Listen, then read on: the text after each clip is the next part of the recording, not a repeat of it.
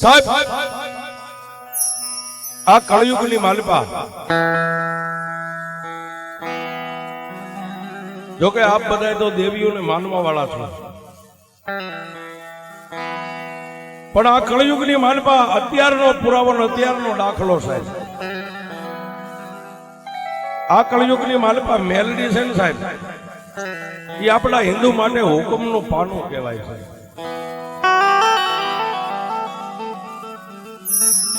કોઈ એ સાહેબ જગતની માલિપા કોઈ વાલ્મીક હોય, કોઈ દલિત હોય, કોઈ અમારા રાવણ દેવ હોય, કોઈ દેવી પૂજક હોય સાહેબ, આપણી પાસે કાંઈ ન હોય અને કોઈ તવંગલના દીકરા જો ગરીબ જાણીને ધોલનો ઘા કરી જાય ને સાહેબ, તો અમે તો કાયમ સ્ટેજ ઉપરથી સાથી ઠોકીને કહી છે કે એની સામે બાંધતા નહીં. પણ જો તમારા વડવાઈએ ક્યાંક અઢીનું મનાર માંડીને મેલડીને મેઘતો ગયો હોય ને, તો એની પાસે જઈ અને ખાલી એટલું જ કહેજો કે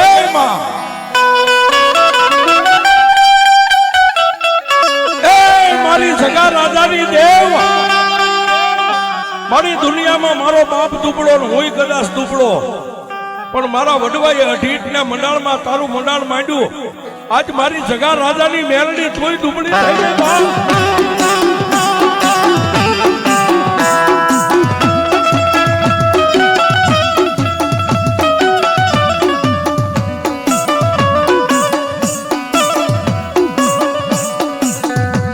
મેઘલી રાતે મારી મેલડી કોણ તને જગાડે,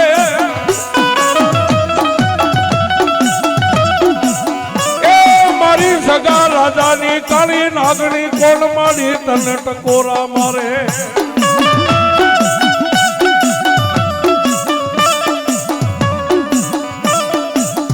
મારી મેલડી કે રવા દે મારા મન સુખિયા, મને હુતી નાગણી ને જગાડે માં.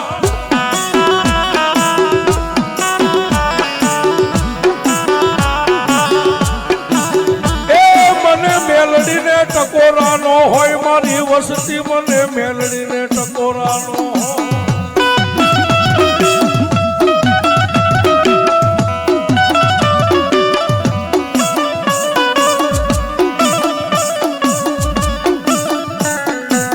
મારી ઉગડના ગાંઠીએ તને તેલના મારી મેલડી દ્રસીએ,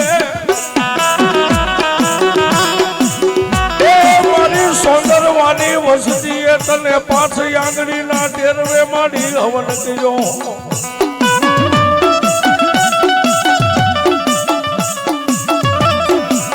જોજે મારી સગા રાજાની મેલડી હકનો હવન હરામ કરતી નહીં દેવી.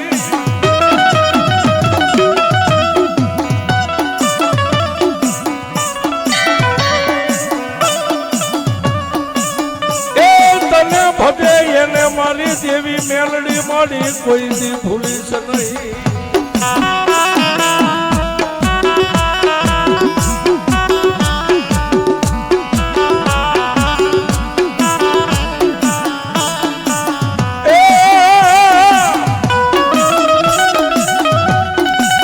માડી તું કોરટ, મારી મેલડી તું અમારો કાયદો.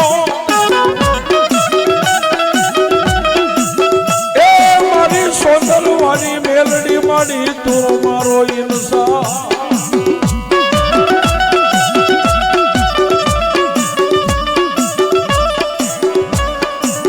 પણ જોજે મારી મેલડી જગતની માલિપા,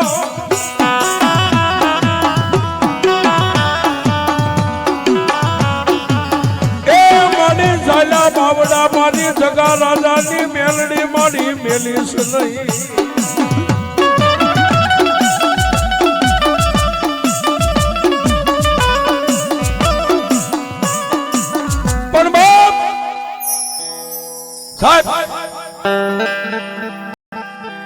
મેં હમણાં કીધું કે આ કળયુગની માલિપા જો મેલડીને જોવી હોય ને સાહેબ,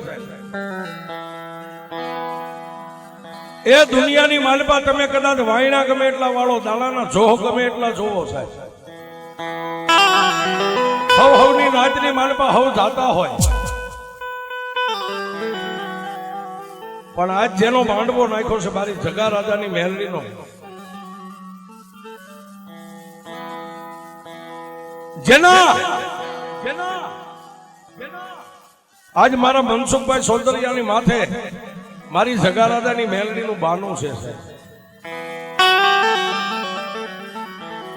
અને મારી મેલડી તો એમ કે એ મારા મનસુખિયા દુનિયાની માલપા પાપથી પાછો રે ધરમથી ઢુકડો રે ને દુનિયાની માલપા લાંબી આંગળી કર તારી આંગળી લાંબી થાય ને જો હામાને સોટી જાવ ને તો હું જગારાદાની મેલડી સોટી જાઉં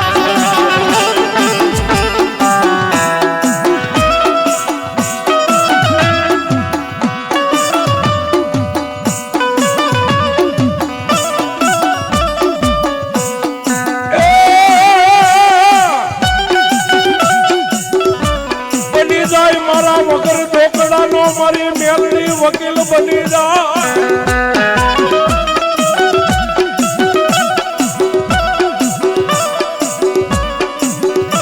એ મારા નિર્ધનિયા માણસનું નાણું બની જાય મારી જગારાદાની મેલડી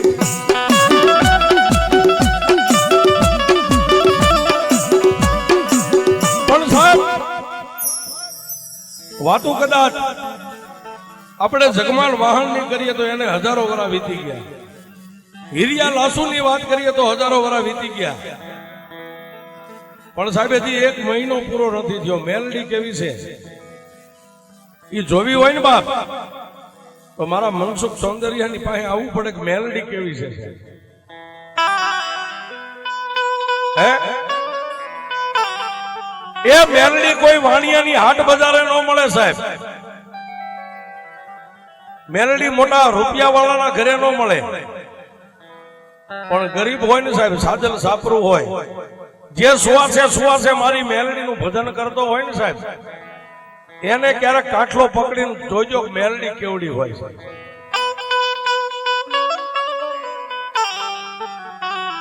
પણ જગારાદાની મેલડી તો એવડી છે કે મારા મનસુખિયા દુનિયાની માલપા ક્યારેક કોઈ કાળા માથાનો માનવી મારો તોલ કરે ને તો એને ખબર પડે કે હું મેલડી કેવડી છું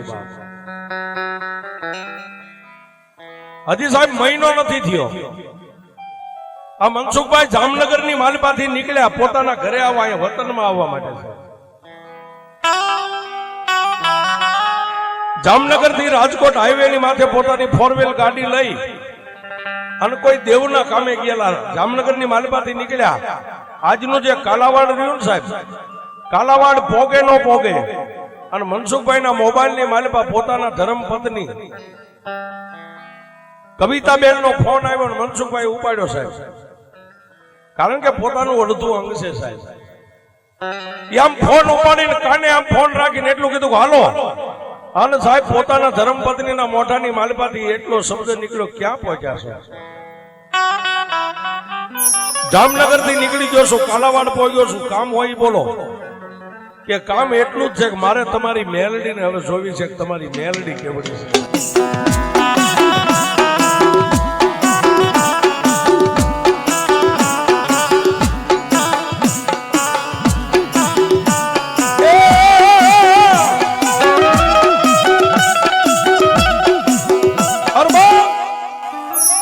કવિતાબેન મોબાઈલ ની માલપાથી એક જ શબ્દ સૂચક તમારી મેલડીને જોવી છે તમારી મેલડી કેવડી છે મનસુખભાઈ ગાડીને રોડના કિનારે આમ સાઈડમાં લઈ અને ગાડીને બંધ કરી બે આંખોને બંધ કરી અને સાહેબ બીજો માણા કદાચ દાઢી મૂછનો ધણી એમ કે મેલડીને જોવીશ તો મનસુખભાઈ ગમે કહી શકે પણ સાહેબ પોતાની ધર્મપત્નીને હું કહી શકે સાહેબ પણ તેથી મનસુખભાઈ મનની માલપા એવો ઘાટ ઘડ્યો ડુંગર દુનિયાની માલપા ડુંગર ખેડાય ખેતર ખેડાય મારી જગારાદાની મેલડીનો રાફડો નો ખેડાય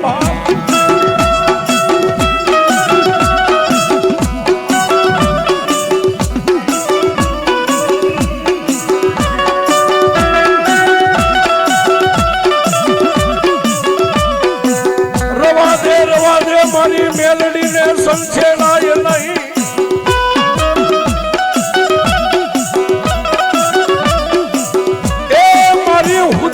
નાગણીને દુનિયાની માલપા કોઈ જગાડશું નહીં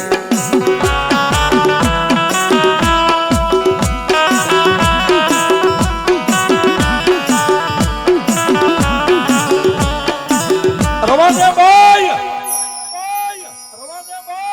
રવા દે, બીજું કાંઈ માગ, મારી મેલડીને જોવી રવા દે. કે નહીં, મારી મેલડીને જોવી છે. તમારી મેલડી કેવી છે?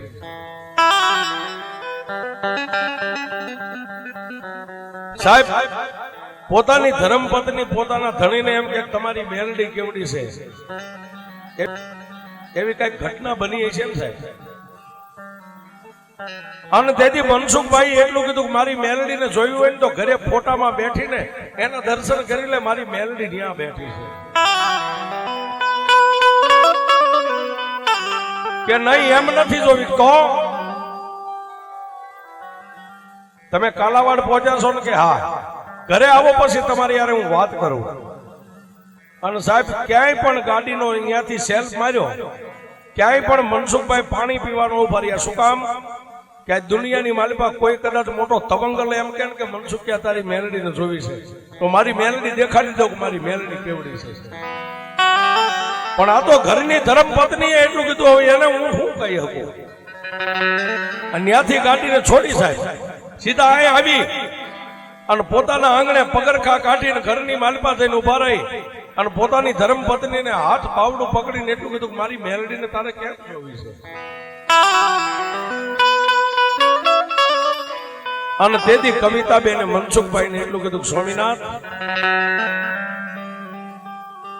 મેં દુનિયામાં સાંભળ્યું છે કે મેલડીના ભરોહે જીવે ને મેલડી કોઈ દી કમોતે મરવા ન દેશે.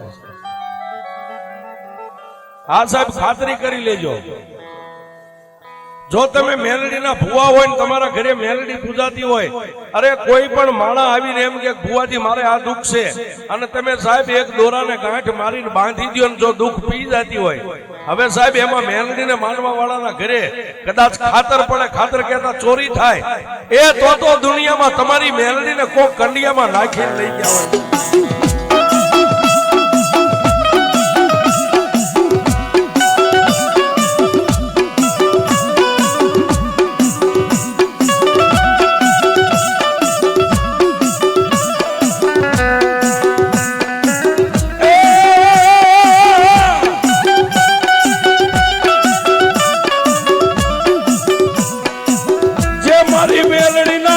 મારી મેલડીના વિશ્વાસે જીવે.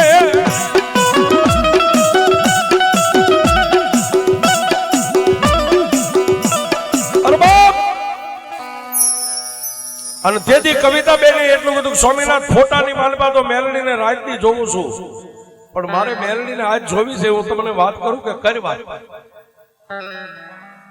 48,000 રૂપિયાની ઘરમાંથી ચોરી થઈ ગઈ છે. હજી 1 મહિનો નહીં થયો હોય સાહેબ, 48,000 રૂપિયા. તેથી મનસુખભાઈ એવું કીધું કે ક્યાંક અવળા હાથે મેકાય છે, રૂપિયા મારા ઘરમાંથી ન જાય. હું નીકળું ને ઘરની બહાર પગ મેકું ને પહેલા મારી મેલડીને ભલામણ કરીને જાઉં છું.